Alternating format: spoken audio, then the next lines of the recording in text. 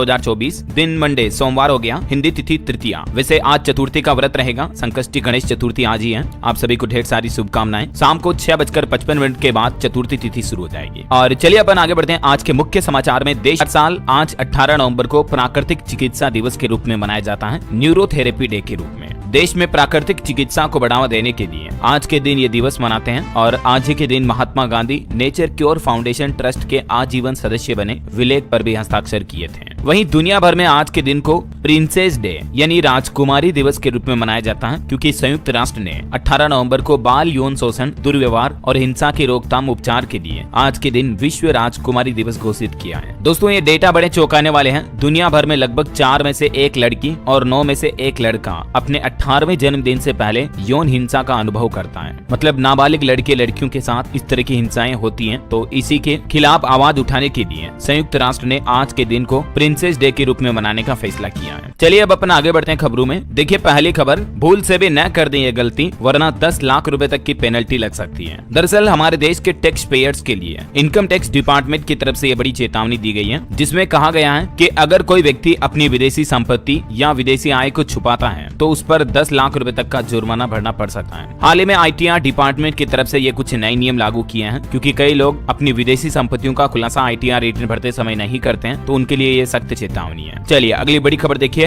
भारत ने दुनिया को दिखाई अपनी ताकत, लॉन्ग रेंज हाइपरसोनिक मिसाइल का टेस्ट करके नया इतिहास रच दिया है। और सबसे अच्छी बात पता क्या, ये मिसाइल हमारी पूरी स्वदेशी है, एक हाइपरसोनिक मिसाइल जिसकी टेस्टिंग सफल रही है। 1500 किलोमीटर से भी ज्यादा इसकी रेंज है, आवाज से भी 5 गुना तेज इसकी रफ्तार है। यानी इस मिसाइल को एक बार छोड़ दिया तो इसे रोक पाना असंभव है। DRDO यानी डिफेंस रिसर्च डेवलपमेंट ऑर्गेनाइजेशन की तरफ से ये लंबी दूरी की हाइपरसोनिक मिसाइल की सफल टेस्टिंग की गई। रूस और चाइना को भारत ने टक्कर देते हुए ये मिसाइल का परीक्षण करके एक नई सफलता हासिल की है। देश के रक्षा मंत्री राजनाथ सिंह ने DRDO की इस सफलता पर बधाई भी दी। और चलिए अगली बड़ी खबर देखिए आप। देश के प्रधानमंत्री नरेंद्र मोदी जो कि अभी विदेश दौरे पर हैं, यहाँ उनको नाइजीरिया के सर्वोच्च सम्मान the grand commander of the order of niger से नवाजा गया। वैसे ये नाइजीरिया का दूसरा सबसे सर्वोच्च सम्मान है। ये सम्मान लेते हुए PM मोदी बोले कि ये 140 करोड़ भारतीयों और दोनों देशों के बीच मित्रता को समर्पित है। PM मोदी के पहले ये पुरस्कार सिर्फ क्वीन एलिजाबेथ को ही दिया गया। उसके बाद ये पुरस्कार पाने वाले दूसरे शख्स बन चुके हैं PM मोदी। वहीं आज सोमवार से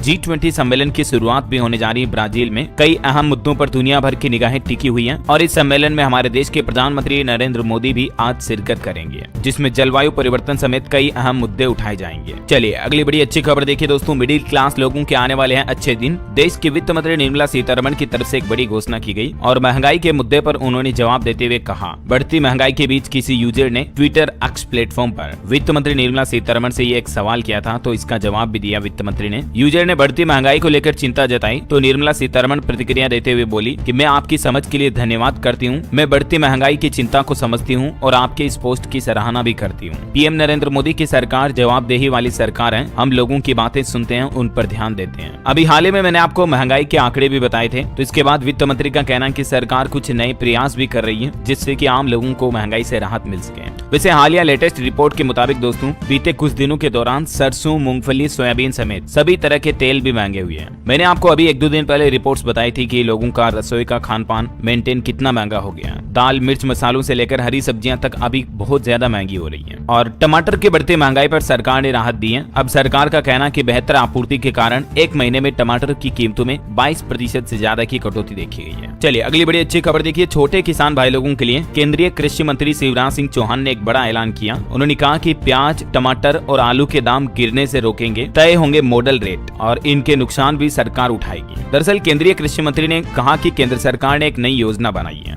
क्योंकि जब भी प्याज, टमाटर, आलू के दाम गिरते हैं तो किसानों को बड़ा नुकसान होता है। इसीलिए अब ICAR लागत पर 50% मुनाफा जोड़कर एक मॉडल रेट तय करेगा। बाजार रेट और मॉडल रेट का अंतर किसानों को सरकार की तरफ से दिया जाएगा। केंद्र सरकार और राज्य सरकारें 50-50% दोनों नुकसान वहन करेंगी। लेकिन कुल मिलाकर सरकार का ये अच्छा प्लान है ताकि किसानों को उनकी फसलों का बेहतर दाम मिल सके, है ना। चलिए अगला अपडेट देखिए दोस्तों। GST को लेकर एक नया नियम लागू हुआ। अब किराएदार को देना होगा 18% GST, लेकिन बाद में ये वापस रिटर्न भी कर दिया जाएगा। दरअसल देश भर में सर्विस चार्ज मैकेनिज्म RCM लागू हो गया और इसके तहत ऐसा पहली बार होगा जब अब किराएदार को भी GST भरना होगा। अभी तक तो मकान मालिक अपने रिटर्न में बताता था कि वो भवन का मालिक है और उसे किराए से कितनी आय हो रही है, इसके लिए उसे GST में पंजीयन भी कराना पड़ता था, राइट। लेकिन अब नए नियम के तहत दोस्तों मकान मालिक के साथ किराएदार भी GST में पंजीयन करवा सकता है और उसके बाद किराएदार को अपने इनकम टैक्स रिटर्न में ये बात की जानकारी भी देनी होगी कि उसने कितना किराया दिया, मतलब कितना किराया भरा, ठीक है। और इस किराए पर 18% GST भी लगेगा। हालांकि सरकार ने एक राहत दी है कि बाद वाले रिटर्न में किराएदार का जो टैक्स बनेगा ना, उसमें उसे इनपुट टैक्स क्रेडिट यानी दिए हुए टैक्स का बड़ा हिस्सा वापस मिल जाएगा। तो ये GST को लेकर सरकार की तरफ से कुछ नया प्लान किया गया, देख सकते हैं आप डिटेल। इन संपत्तियों को भी किराए की आय माना जाएगा। हालांकि नए नियम में एक राहत की बात है, अगर मकान मालिक किराएदार दोनों रजिस्टर्ड नहीं है तो GST भी नहीं लगेगा। अगर GST में रजिस्टर्ड है तो ही 18% GST जोड़कर वसूला जाएगा। इससे टैक्स की धांधली रुकेगी, है ना। चलिए अगली खबर देखिए। सुप्रीम कोर्ट दिल्ली में प्रदूषण पर लगाम लगाने के उपाय संबंधित याचिका पर आज सोमवार को सुनवाई करेगा। और वहीं दोस्तों दिल्ली में ठोस कचरा प्रबंधन के नियम न लागू होने से भी सुप्रीम कोर्ट ने नाराजगी जताई और केंद्र और दिल्ली सरकार को ये निर्देश भी जारी किए। इस मामले की अगली सुनवाई के लिए 16 दिसंबर की तारीख निर्धारित की गई है। चलिए खबर है, अब चीन की नींद उड़ने वाली है क्योंकि भारत ने लेह से लेकर पेंगोंग तक एक नई सुरंग बनाने की तैयारी की है, जिससे कि चाइना की सीमा बॉर्डर के आसपास भारत की आवाजाही बढ़ेगी, भारत की नेटवर्क सुरक्षा और ज्यादा मजबूत होगी। केंद्र सरकार का प्लान है 8 किलोमीटर लंबी इस सुरंग के निर्माण पर तकरीबन 6000 करोड़ रुपए खर्च किए जाएंगे। दोस्तों अभी यूएस इलेक्शन की वजह से क्रिप्टो ने एक ऑल टाइम हाई टच किया है और एक्सपर्ट्स कह रहे हैं कि ये मोमेंटम और भी ऊपर जा सकता है, मतलब कि ये बिल्कुल सही वक्त है क्रिप्टो में इन्वेस्ट करने का। लेकिन कौन सा प्लेटफॉर्म सेफ और सिक्योर है क्रिप्टो में इन्वेस्ट करने के लिए? तो मैं आपको बता दूं, इंडिया का सबसे बड़ा क्रिप्टो एक्सचेंज है CoinSwitch। इसके साथ कीजिए आप इन्वेस्टमेंट और अब आप यहाँ क्रिप्टो फ्यूचर्स में भी ट्रेड कर सकते हो।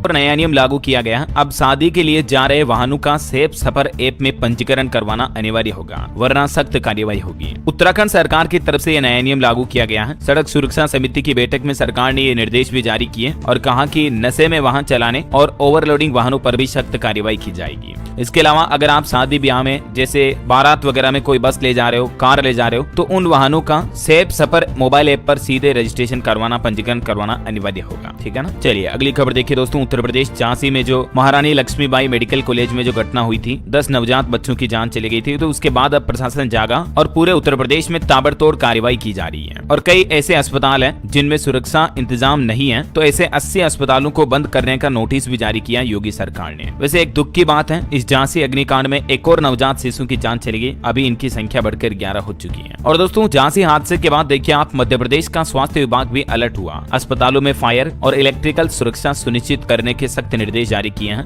MP की मोहन यादव सरकार ने। चलिए दोस्तों कुछ पॉलिटिक्स के अपडेट देखिए आप। वोटिंग से पहले महाराष्ट्र के मुख्यमंत्री एकनाथ शिंदे बोले कि CM की रेस में नहीं है वो। उन्होंने कहा कि अगला मुख्यमंत्री महायुति का ही होगा। फडणवीस भी खुद को रेस से बाहर बता चुके हैं। ऐसे में देखना ये होगा कि आखिर महाराष्ट्र में अगर ये राजनीतिक पार्टियां जीतती हैं तो CM का चेहरा कौन होगा। इधर देखिए आप, दिल्ली में भी राजनीति में एक बड़ा फेरबदल देखा गया। दिल्ली के परिवहन मंत्री कैलाश गहलोत ने आम आदमी पार्टी छोड़ दी है और ये पार्टी से इस्तीफा देने से पहले उन्होंने दिल्ली के पूर्व CM केजरीवाल को एक पत्र लिखा। वो बोले कि पार्टी ने केंद्र सरकार से लड़ने में समय बर्बाद किया, जबकि दिल्ली वासियों से किए हुए वादे पूरे नहीं कर पाई आम आदमी पार्टी। ये देख सकते हैं आप, उन्होंने केजरीवाल और मुख्यमंत्री आतिशी दोनों को ये लेटर लिखा और CM को अपना इस्तीफा सौंपा। इधर देखिए राहुल गांधी के बाद अब शरद पवार के बैग की भी चेकिंग हुई। इलेक्शन कमीशन ने हेलीकॉप्टर की भी जांच की। 8 दिन में गृह मंत्री अमित शाह समेत 11 बड़े नेताओं की जांच हो चुकी है। वहीं कुछ फर्जीवाड़े के बड़े खुलासे देखिए। मध्य प्रदेश भोपाल में फर्जी बैंक अकाउंट बेचने वाला एक गिरोह पकड़ा गया। देश भर में बेचे 1800 खाते, इनमें करोड़ों का ट्रांजैक्शन हुआ। 7 आरोपी गिरफ्तार भी हुए। इधर आंध्र प्रदेश के विशाखापट्टनम में भी देखिए CBI ने एक डिविजनल रेलवे मैनेजर को गिरफ्तार किया क्योंकि इसने मुंबई के ठेकेदार से 25 लाख रुपए की रिश्वत मांगी। लेने पहुंचे तो सीधा लाइव पकड़ लिया। चलिए बड़ी खबर है, प्रधानमंत्री नरेंद्र मोदी ने फिल्म द साबरमती रिपोर्ट की तारीफ की और कहा कि सच्चाई सामने आ रही है। ये फिल्म गोधरा कांड पर बनी हुई है और इस फिल्म की तारीफ करते हुए PM ने कहा कि सच सामने आना अच्छी बात है, झूठी धारणा सिर्फ कुछ वक्त तक ही रहती है। चलिए पुरानी पेंशन को लेकर देखिए दोस्तों, सरकारी कर्मचारियों ने एक बार फिर से हुंकार भरी। OPS को लेकर दिल्ली के जंतर मंतर पर गूंजा OPS की बहाली का नारा। हजारों कर्मचारियों ने देश के प्रधानमंत्री से गुहार लगाई। देश भर के हजारों कर्मचारी एक बार फिर से दिल्ली जंतर मंतर पर इकट्ठे हुए। National mission for old pension scheme Bharat के नेतृत्व में OPS की बहाली की मांग को लेकर एक बार फिर से ये विशाल रैली निकाली गई और इस पेंशन जय घोष महारैली की अध्यक्षता all India NPS employees federation के राष्ट्रीय अध्यक्ष डॉक्टर मंजीत सिंह पटेल ने की। देश भर के कई राज्यों के कर्मचारियों ने इसमें भागीदारी निभाई। अब एक कर्मचारियों की एक मुख्य मांग ये भी है कि अंशदान भी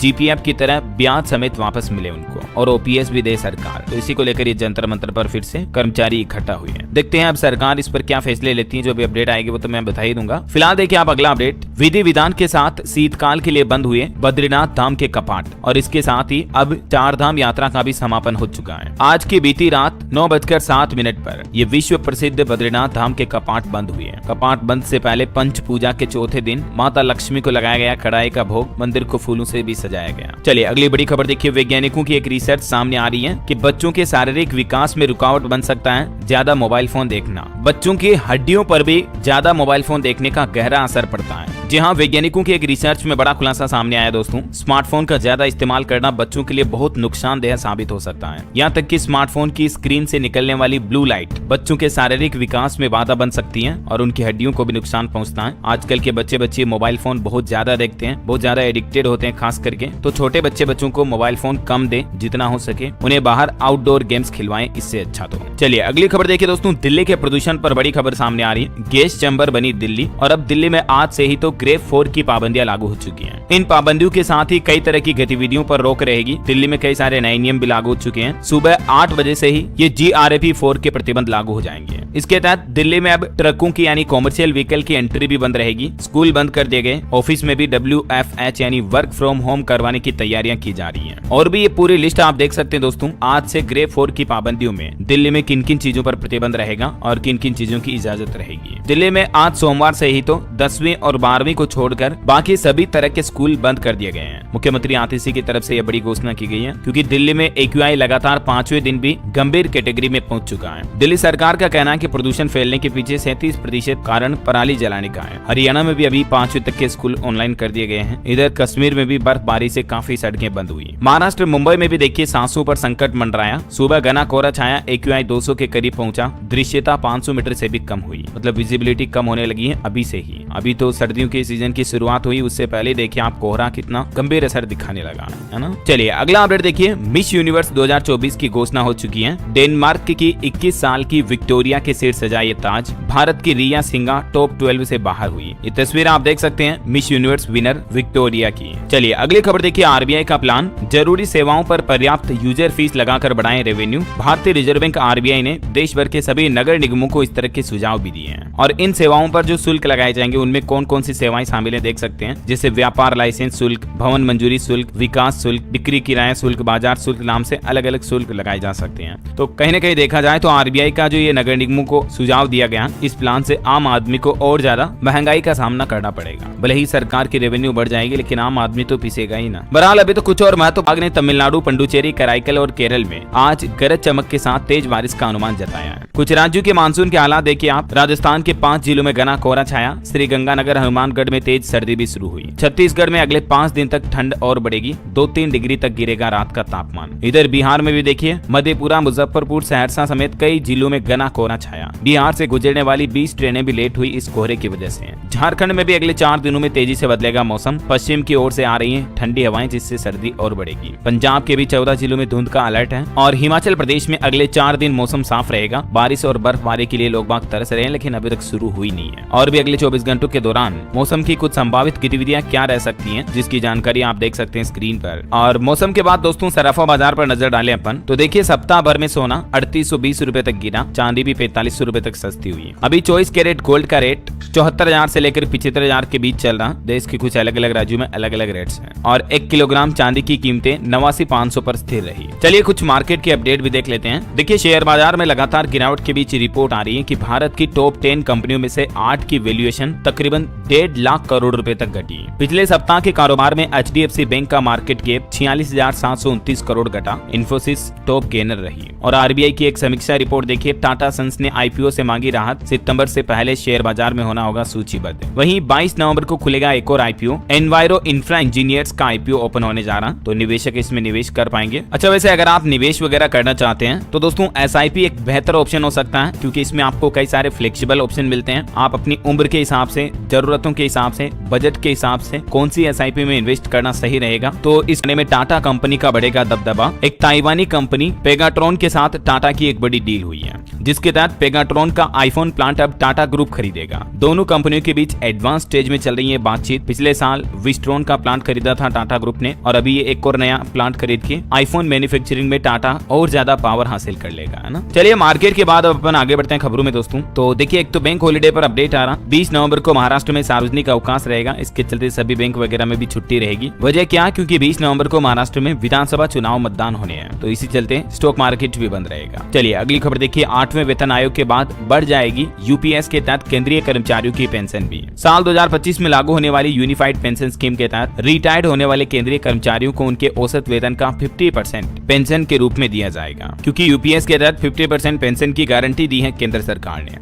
हालांकि 8वां वेतन आयोग लागू होने के बाद यूपीएस में क्या क्या बदलाव होंगे, इसको लेकर डिटेल जानकारी भी आप देख सकते हैं स्क्रीन पर। और देखिए यूपीएस पेंशन में पात्रता के लिए क्या क्या नियम और शर्तें जरूरी है, वो भी देख लीजिएगा। 10 साल की नौकरी वगैरह ये कंपलसरी है। चलिए अगली खबर देखिए, राजस्थान में सरकारी अधिकारी को थप्पड़ मारने वाले के चुनाव लड़ने पर प्रतिबंध लगाए जाए तभी बचेगा लोकतंत्र। राजस्थान में हाल ही में जो एसडीएम को थप्पड़ मारने वाली घटना हुई थी, उस नेता पर चुनाव लड़ने पर प्रतिबंध लगाने की भी मांग की जा रही है। वहीं हरियाणा विधानसभा चुनाव पर भी खबर आ रही है कि महंगाई, गरीबी, खाद और डेंगू पर हंगामे के आसार हैं। कल मंगलवार को भी चलेगा हरियाणा विधानसभा का सत्र, 2 बिल वापस लेगी इसमें सरकार। वहीं खबर है कि हरियाणा विधानसभा के इस शीतकालीन सत्र के तीसरे दिन यानी आज भी इन सभी महंगाई, गरीबी, खाद की कमी और स्वास्थ्य सेवाओं के मुद्दों पर हंगामा हो सकता है। देखते हैं हरियाणा सरकार की तरफ से इन प्रमुख समस्याओं पर क्या फैसला लिया जाता है। जो भी अपडेट आएगा मैं आपको बता दूंगा। और फिलहाल देखिए अगली खबर, राजस्थान में 40 लाख बेरोजगार युवाओं को भी बड़ा झटका लगा, क्योंकि सरकारी भर्ती में वन टाइम रजिस्ट्रेशन फीस का नियम बदल चुका है। दरअसल आपको पता होगा पिछली गहलोत सरकार ने ऐसा नियम लागू किया था कि स्टूडेंट को अब एक ही बार फीस जमा करानी होगी, ठीक है। लेकिन अभी प्लान है कि ये वन टाइम रजिस्ट्रेशन फीस का नियम अभी वर्तमान मौजूदा भजनलाल सरकार खत्म कर सकती है। इसके पीछे सरकार का कहना है कि आयोग का खर्च बढ़ रहा है, क्योंकि एक परीक्षार्थी पर लगभग 600 रुपए का खर्च आता है एग्जाम कंडक्ट करवाने में, तो इसीलिए भारी नुकसान हो रहा है। आरपीएससी का ये कहना है, तो ये वन टाइम एग्जाम फी वाला नियम सरकार वापस विड्रॉ कर सकती है, ऐसा है ना। चलिए अगली खबर है, चीन के राष्ट्रपति शी जिनपिंग ने एपेक नेताओं के 31वें अनौपचारिक सम्मेलन को संबोधित किया और कहा कि 2026 में एपेक की मेजबानी करेगा चाइना। वहीं देखिए आर्टिफिशियल इंटेलिजेंस AI ने भी बढ़ाई दुनिया की टेंशन। पेरू में शी जिनपिंग से मिले अमेरिकी राष्ट्रपति जो बाइडेन। उन्होंने कहा कि इंसानों के हाथ में रहे परमाणु बम का नियंत्रण। हेल्थ इंडस्ट्री से भी एक बड़ी खबर देखिए, आजकल रोबोट करने लगे हैं इंसानों की सर्जरी, और रोबोट जो ऑपरेशन करते हैं उसका सक्सेस रेट 94% तक है। कई सारे एक्सपर्ट डॉक्टर्स का भी ये मानना है कि रोबोटिक सर्जरी मेथड ही सर्जरी का भविष्य है। इसमें ज्यादा चीरा नहीं लगाना पड़ता है, ज्यादा ब्लड लॉस भी नहीं होता है, और रोबोटिक सर्जरी मरीजों के लिए काफी फायदेमंद भी होती है। रिकवरी जल्दी हो जाती है, दर्द कम होता है, इन्फेक्शन का जोखिम कम होता है वगैरह वगैरह, है ना। हालांकि क्योंकि ये मशीनों के जरिए होती है तो इसके कुछ संभावित नुकसान भी हो सकते हैं, जिसकी जानकारी भी आप देख सकते हैं। वहीं देखिए आपकी हेल्थ को लेकर, सेहत को लेकर एक और बड़ी चौंकाने वाली रिपोर्ट कि भारत में हर 40 सेकंड में एक व्यक्ति स्ट्रोक का शिकार होता है। हर 4 मिनट में स्ट्रोक की वजह से एक की जान चली जाती है, और स्ट्रोक से बचाव के लिए FAST ट्रिक अपनाना जरूरी है। WHO यानी विश्व स्ट्रोक संगठन के मुताबिक पूरी दुनिया में हर साल 1 करोड़ 22 लाख से भी ज्यादा लोगों को पहली बार स्ट्रोक होता है, और इनमें से लगभग 65 लाख लोगों की तो हर साल मौत भी हो जाती है। मतलब अब आप समझ सकते हो स्ट्रोक कितनी गंभीर बीमारी है। ये एक तरह की घातक कंडीशन होती है दोस्तों, तब पैदा होती है जब हमारे ब्रेन के किसी हिस्से में पर्याप्त ब्लड फ्लो नहीं पहुंच पाता है, इसे ही स्ट्रोक कहते हैं। न्यूरो साइंटिस्ट बलबीर सिंह सोधी का यह कहना है, स्ट्रोक का पता लगाने के लिए फास्ट नाम से ये ट्रिक किया है। FAST यानी फेस, A यानी आर्म्स, S यानी स्पीच और T यानी टाइम। इन टिप्स को फॉलो करके आप स्ट्रोक का पता लगा सकते हैं, और स्ट्रोक से बचने के लिए भी आप इन कुछ टिप्स को फॉलो कर सकते हैं। चलिए अगला अपडेट देखिए, बॉलीवुड एक्टर गोविंदा के भी सीने में अचानक दर्द उठा, अस्पताल में भर्ती हुए। वो चुनाव प्रचार के लिए रैली का हिस्सा बने थे, लेकिन तबीयत बिगड़ने के बाद रोड शो भी अधूरा छोड़ना पड़ा। वहीं फिल्म इंडस्ट्री से कुछ और अपडेट आपको बता दूं, पुष्पा 2 फिल्म का ट्रेलर रिलीज हो चुका है। पहले पार्ट से भी ज्यादा खतरनाक रोल में दिखे अल्लू अर्जुन। बिहार पटना में ये ट्रेलर को लॉन्च किया गया। लॉन्चिंग इवेंट के दौरान कुछ माहौल भी बिगड़ गया। अल्लू अर्जुन बोले कि फिल्म में नहीं झुका, आज आपके प्यार के लिए झुकूंगा। ट्रेलर की लॉन्चिंग के दौरान अल्लू अर्जुन के साथ साउथ एक्ट्रेस रश्मिका मंदाना भी आई। ये फिल्म 5 दिसंबर को देश भर के सिनेमाघरों में रिलीज होगी। वहीं बॉलीवुड से भी खबर है, फिर आपको साथ में दिखेंगे अक्षय कुमार और अजय देवगन। अजय की डायरेक्शन वाली फिल्म में हीरो होंगे खिलाड़ी कुमार। हाल ही में सिंघम अगेन में भी दोनों साथ दिखे थे। और एक अपडेट देखिए, नागा चैतन्य और शोभिता के वेडिंग कार्ड की पहली झलक भी सामने आई। 4 दिसंबर को हैदराबाद में ये दोनों साथ फेरे लेंगे, शादी करेंगे। लगेंगे। चलिए अब अपन आगे बढ़ते खबरों में। देखिए एक तो भारत के लिए बड़े गर्व की बात आ रही है, भारत के जेनेरिक फार्मेसी मॉडल की दुनिया भर में धूम दिखाई दे रही है। दुनिया के 10 से ज्यादा देशों ने ये मॉडल अपने देश में भी अपनाने के लिए सहमति जताई है, ताकि वहाँ के देशों को भी लोगों को सस्ती में दवाइयाँ मिल सके। वहीं एक रिपोर्ट सामने आ रही है कि डेंगू के बढ़ते मामलों के लिए 19% जलवायु परिवर्तन जिम्मेदार है। मतलब क्लाइमेट चेंज की वजह से मच्छर ज्यादा पनप रहे हैं और डेंगू ज्यादा बढ़ रहा है। चलिए टेक न्यूज से खबर देखिए, गूगल लाया एक नया फीचर। गूगल डॉक्स में अब AI से भी आप इमेज जनरेट कर पाएंगे। गूगल जेमिनी का इनबिल्ट फीचर मिलेगा गूगल डॉक्यूमेंट्स में। वहीं खबर है झारखंड के सर्वोच्च पुरस्कार का नाम भगवान बिरसा मुंडा भगवान सीधो कानो रखा जाए। झारखंड के मुख्यमंत्री हेमंत सोरेन की तरफ से यह बड़ी घोषणा की गई। वहीं खबर है हरियाणा में पत्रकारों को बड़ी सौगात मिली, केसलेस इलाज की सुविधा मिलेगी। हरियाणा के मुख्यमंत्री नायब सिंह सैनी की तरफ से यह बड़ा ऐलान किया गया है। अब पत्रकारों और उनके परिवारों को भी केसलेस मेडिकल सुविधा यानी केसलेस इलाज का फायदा मिलेगा। और खबर देखिए उत्तर प्रदेश में समाज कल्याण विभाग ने विद्यार्थियों को छात्रवृत्ति देने पर एक नई शर्त रखी है, जिसके मुताबिक अब स्कॉलरशिप पाने के लिए विद्यार्थियों को स्कूल में बायोमेट्रिक हाजिरी लगानी होगी, यानी उनके फिंगरप्रिंट वेरीफाई किए जाएंगे, उसके बाद ही स्कॉलरशिप छात्रवृत्ति मिल पाएगी। 11वीं 12वीं के सभी स्टूडेंट के लिए यह नया नियम लागू हो चुका है, 10वीं 9वीं समेत, है ना। चलिए बड़ी खबर देखिए, केरल हाईकोर्ट का कहना है कि विदेशी कंपनियों को भारत में सर्वे करने से पहले अब केंद्र सरकार की अनुमति लेना जरूरी होगा। एक मामले की सुनवाई करते हुए केरल हाईकोर्ट ने यह बड़ा फैसला सुनाया। और खबर है कि एक पेड़ माँ के नाम अभियान की सफलता पर पीएम मोदी बोले 1 अरब पेड़ लग चुके हैं अब तक हमारे देश में। मोदी ने लोगों का आभार व्यक्त किया और अधिक पौधारोपण का आह्वान भी किया। खबर है संसद अधिनियम 1959 में बदलाव की तैयारी, लाभ के पद के चलते सांसदों के अयोग्य होने की बाध्यता को अब खत्म किया जाएगा। सरकार देश के संसद भवन में सांसदों को लेकर यह नया नियम लागू करने का प्लान कर रही है। वहीं देखिए उत्तर प्रदेश के मुख्यमंत्री योगी आदित्यनाथ का कहना है प्रदेश में खाद्य संकट चल रहा। इस बीच सीएम योगी बोले कि किसानों को पर्याप्त उर्वरक मिल पाएगा और केंद्र सरकार से भी इस बारे में वो बातचीत करेंगे। चलिए खबर है दोस्तों, उड़ीसा राज्य का पातापुर पुलिस स्टेशन देश का सबसे अच्छा थाना चुना गया। अब गृह मंत्री अमित शाह इस थाने को अवार्ड भी देंगे। करंट अफेयर्स के हिसाब से इंपोर्टेंट है, ध्यान रखिएगा ना। और खबर देखिए साल 2017 से लेकर 2022 के बीच गुजरात की पंचायतों से जुटाई गई सबसे ज्यादा धनराशि प्रति व्यक्ति OSR में गोवा सबसे आगे रहा। पंचायती राज मंत्रालय की तरफ से आंकड़े जारी किए गए। और खबर है कि उड़ीसा पुरी में 4 दिसंबर को भारतीय नौसेना का शक्ति प्रदर्शन होगा। 40 विमान 25 युद्धपोत इसमें भाग लेंगे। 4 दिसंबर को पुरी के ब्लू फ्लैग बीच पर ये भारतीय नौसेना का प्रदर्शन किया जाएगा। चलिए अगला अपडेट देखिए, पाकिस्तान से भारत आएगी चैंपियंस ट्रॉफी 2025। खुद ICC की तरफ से ये ऐलान किया गया है। ICC का कहना है कि अगर पाकिस्तान शर्तों को नहीं मानता है तो चैंपियंस ट्रॉफी को भारत भी ट्रांसफर किया जा सकता है। वहीं देखिए अमेरिका ने भारत को $10 मिलियन की 1400 से ज्यादा लूटी गई कलाकृतियां वापस लौटाने की घोषणा की है। केंद्रीय मंत्री डॉक्टर जितेंद्र सिंह ने भी जम्मू श्रीनगर में 2 दिवसीय CSIR health care theme conclave का उद्घाटन किया। वहीं खबर है फिल्म निर्माता आशुतोष गोवारिकर को भारतीय अंतर्राष्ट्रीय फिल्म महोत्सव 2024 के लिए अंतर्राष्ट्रीय जूरी का अध्यक्ष नियुक्त किया गया। करंट अफेयर्स के हिसाब से इंपोर्टेंट है, ध्यान रखिएगा। और खबर है कि अनुच्छेद 39A कमजोर वर्गों के लिए मुफ्त कानूनी सहायता के अधिकार की गारंटी देता है। सुप्रीम कोर्ट के न्यायमूर्ति भूषण गवाई की तरफ से यह बड़ा फैसला सुनाया गया। मतलब गरीब लोग फ्री में अपना एडवोकेट वकील नियुक्त कर सकते हैं, ऐसा। वहीं दोस्तों मणिपुर राज्य में जो तनाव चल रहा है, इस बीच गृह मंत्री अमित शाह की चुनावी रैलियां भी रद्द हुई। CRPF महानिदेशक करेंगे अब हिंसाग्रस्त राज्य का दौरा भी। अमित शाह का भी कहना है कि मणिपुर के हालातों पर गृह मंत्रालय की नजर है। सुरक्षा स्थितियों की भी उन्होंने समीक्षा की। अभी राज्य में एक बार फिर से हिंसा का माहौल भड़का हुआ है। इस बीच NPP ने भाजपा से समर्थन भी वापस ले लिया। कहा कि सरकार को खतरा नहीं, आपसपा हटाने की भी मांग की जा रही है। देखिए आप बीते दिन तो मणिपुर के मुख्यमंत्री आवास पर भी हमले का प्रयास किया गया। 7 जिलों में अभी इंटरनेट सेवाएं भी प्रतिबंधित हैं। और जम्मू कश्मीर में धारा 370 को वापस लागू करने के मामले पर फारूक अब्दुल्ला बोले कि आर्टिकल 370 की बहाली में समय लगेगा, हम अपने वादे पूरे करेंगे। किसान भाई लोगों के लिए एक और अच्छी खबर है, गेहूं के न्यूनतम समर्थन मूल्य में 150 रुपए की बढ़ोतरी की गई। डिजिटल प्रक्रिया से होगी खरीदारी। अभी भारतीय खाद्य निगम ने गेहूं का समर्थन मूल्य गत वर्ष की तुलना में 150 रुपए बढ़ाकर 2425 रुपए प्रति क्विंटल निर्धारित किया है। चलिए खबर देखिए, बियर की बोतलों पर मध्य प्रदेश इंदौर हाईकोर्ट का बड़ा फैसला। कहा कि इनका दोबारा इस्तेमाल करके बेचना ट्रेडमार्क का उल्लंघन है। वहीं मध्य प्रदेश के मुख्यमंत्री बोले इंदौर, देवास, उज्जैन और धार को इंटीग्रेटेड कर महानगर बनाएंगे। देवास के कुशाभाऊ स्टेडियम में सिंथेटिक ट्रैक भूमि पूजन में भी वर्चुअली जुड़े है और ये घोषणाएं की। वहीं खबर है कि 1 डिस्ट्रिक्ट 1 स्पोर्ट्स कॉम्प्लेक्स के तहत मध्य प्रदेश के जिलों में बनेंगे अब खेल स्टेडियम। मुख्यमंत्री मोहन यादव ने ये भी बड़ा ऐलान किया। कुछ और स्टेट न्यूज अपडेट देखिए दोस्तों फटाफट से। देखिए बिहार में एक यूनिट बिजली खर्च करें या 500, अब एक ही रेट देना होगा। बिहार सरकार 1 टेरिफ प्लान लागू करने की तैयारी में है। फिलहाल 2 स्लैब सिस्टम में अलग अलग दरें होती हैं। अभी आपको पता होगा यूनिट की खर्च के हिसाब से दरों की रेटें भी बदल जाती हैं, लेकिन बिहार में सरकार ने बिजली आयोग के पास ये नया प्रस्ताव भी भेजा सेम यूनिट रेट लागू करने के प्लान को लेकर। अभी वैसे बिहार में बिजली का वर्तमान दर क्या चल रहा देख सकते हैं आप शहरी और घरेलू इलाकों में। वहीं बिहार में रेलवे पुल पर भी एक रिपोर्ट आ रही कि 100 साल के हो चुके हैं तकरीबन 3000 पुल, लेकिन उन पर ट्रेनें फर्राटे से दौड़ रही हैं, जबकि रेलवे खुद 100 साल मानता है पुलों की लाइफ। अब इनके मेंटेनेंस में अगले 4 सालों में 197 करोड़ रुपए खर्च किए जाएंगे। और खबर है बिहार में 2030 तक बनाए जाएंगे 5 लाख आवास भी। लाभुकों को अब 1-1 लाख रुपए तक सब्सिडी भी देगी बिहार की नीतीश सरकार। औसतन हर साल 1 लाख मुख्यमंत्री या प्रधानमंत्री आवास योजना के तहत नए घरों का निर्माण किया जाएगा।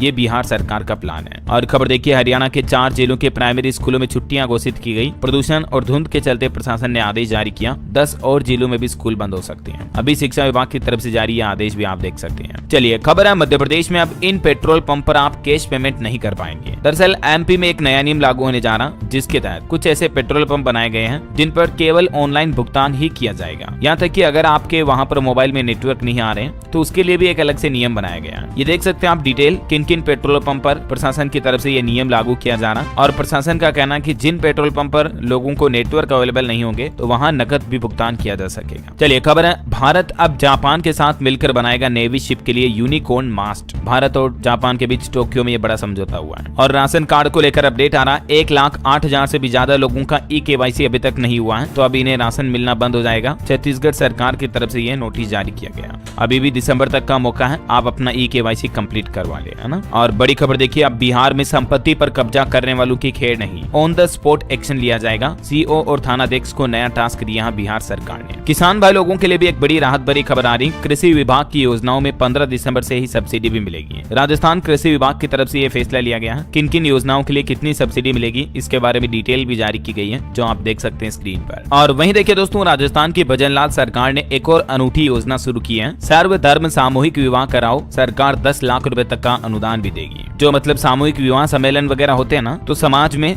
गरीब लोगों की बेटियों की शादियों को करवाने के लिए राजस्थान सरकार ने एक घोषणा की है। 10 लाख रुपए तक का अनुदान दिया जाएगा राजस्थान सरकार की तरफ से विभिन्न जाति धर्म के 25 जोड़ों के सामूहिक विवाह कराने पर, है ना। चलिए अगली खबर है, हिमाचल प्रदेश में होम स्टे के लिए रजिस्ट्रेशन करवाना अनिवार्य होगा। इन नियमों को भी बदलाव करने की तैयारी में सुक्खू सरकार। चलिए कुछ एजुकेशनल खबरें देख लेते हैं दोस्तों। देखिए, एक तो भारतीय नौसेना में 10+2 बीटेक कैडेट एंट्री स्कीम के लिए नोटिफिकेशन जारी हुआ। आवेदन 6 दिसंबर से शुरू होंगे। इस ऑफिशियल पोर्टल के माध्यम से ऑनलाइन आवेदन किए जा सकेंगे। वहीं खबर है, बिहार में सक्षमता परीक्षा पास कर चुके शिक्षकों को 20 नवंबर को मिलेगा नियुक्ति पत्र। शिक्षा विभाग की तरफ से निर्देश जारी किया गया। और बिहार सरकार ने एक और नया नियम ये भी लागू कर दिया है, अब शिक्षक कोचिंग और ट्यूशन नहीं पढ़ा सकेंगे। बिहार के शिक्षा विभाग की तरफ से जारी आदेश देख सकते हैं आप। वहीं खबर है, रात में ट्रेनिंग से भागने वाले शिक्षकों पर भी अब अर्थदंड यानी जुर्माना लगाया जाएगा। 7200 रुपए जेब से भरने होंगे। बिहार की नीतीश सरकार ने यह भी सख्त आदेश जारी किया। चलिए खबर देखिए, IIT रुड़की ने गेट 2025 के लिए एक नया नियम लागू किया। 20 नवंबर तक आप एक्स्ट्रा पेपर, नया पेपर जोड़ सकते हैं इसमें। मतलब जिन स्टूडेंट ने पहले केवल एक ही पेपर लिया था, तो अब आवेदन में भी नए 2 पेपर और जोड़ सकते हैं। ये 20 नवंबर तक आपको फैसिलिटी मिलेगी, ठीक है। और बाकी इस सप्ताह की कुछ गवर्नमेंट जॉब्स अपडेट भी देख लो। राजस्थान में 23,820 वैकेंसी निकली हुई है सफाई कर्मचारियों के पदों पर भर्ती के लिए। 20 नवंबर लास्ट डेट। राष्ट्रीय ग्रामीण मिशन मनोरंजन में ये भर्ती निकली हुई है 4,572 पदों पर। 28 नवंबर लास्ट डेट। ONGC में 2236 पदों पर वैकेंसी। 20 नवंबर लास्ट डेट। रेलवे में 1791 पदों पर वैकेंसी। 10 नवंबर last date. Power grid corporation में 802 पदों पर भर्ती है। 19 नवंबर लास्ट डेट। ये कुछ इस सप्ताह की टॉप जॉब्स रही। और उत्तर प्रदेश बोर्ड परीक्षाओं में अब AI यानी आर्टिफिशियल इंटेलिजेंस के जरिए निगरानी की जाएगी। नकल रोकने के लिए ये खास इंतजाम भी किए गए हैं। 54 लाख से ज्यादा छात्र शामिल होंगे इस बार यूपी बोर्ड एग्जाम में, है ना। वही देखिए, राजस्थान के स्कूल के पाठ्यक्रम की भी समीक्षा की जाएगी। शिक्षा विभाग की तरफ से एक समिति भी बनाई गई है। 30 दिनों में ये समिति रिपोर्ट देगी। राजस्थान के शिक्षा मंत्री मदन दिलावर का एक फैसला है। और खबर है कि राजस्थान में अब मनपसंद स्कूलों से दूर जाएंगे गुरुजी। शिक्षा विभाग जल्द ही ट्रांसफर की सूचियां भी जारी करेगा। ओके, और ऑटो इंडस्ट्री से खबर है, महिंद्रा XEV9e और BE6e का टीजर जारी हुआ। ये दोनों इलेक्ट्रिक कार में मल्टी जोन AC और लेवल 2 ADAS जैसे सेफ्टी फीचर भी मिलेंगे। और कुछ अंतर्राष्ट्रीय न्यूज अपडेट देखें दोस्तों। रूस ने यूक्रेन पर की 90 ड्रोन और 120 मिसाइलों की बौछार, थर्मल पावर प्लांट भी तबाह हुआ। खबर है ईरानी सुप्रीम लीडर खामेनेई ने अमेरिका को भी एक मैसेज भेजा, कहा कि ट्रंप की जान लेने का कोई इरादा नहीं है, कानूनी तरीके से इंसाफ हासिल करेंगे। वहीं खबर है इजरायली प्रधानमंत्री नेतन्याहू के घर पर भी हमला हुआ, उनके आंगन में आग के गोले गिराए गए। 1 महीने के भीतर दूसरी बार उनके घर को निशाना बनाया गया। ओके, और अंत में दोस्तों आज के राशिफल पर नजर डाल लेते हैं। तो देखिए, कन्या राशि वालों के इनकम सोर्स बनेंगे और मकर राशि वालों को नौकरी में उपलब्धि मिलने के योग हैं। सिंह राशि के लोग पैसों के मामलों में सतर्क रहें। कुंभ राशि के लोगों के जीवन में आज बड़ा सुधार आ सकता है। वैसे ये पूरा सप्ताह 8 राशियों के लिए बहुत अच्छा रहेगा। धनु राशि के लोग भी महत्वपूर्ण फैसले लेंगे और मीन राशि वालों के इनकम सोर्स भी बढ़ सकते हैं। और भी कुछ अलग अलग राशियों का राशिफल आप देख सकते हैं। और हाँ दोस्तों, आप मुझे कमेंट करके बताइए कि किस राज्य का पुलिस स्टेशन अभी हमारे देश में सबसे अच्छा थाना चुना गया है। कमेंट करके लिखना आपको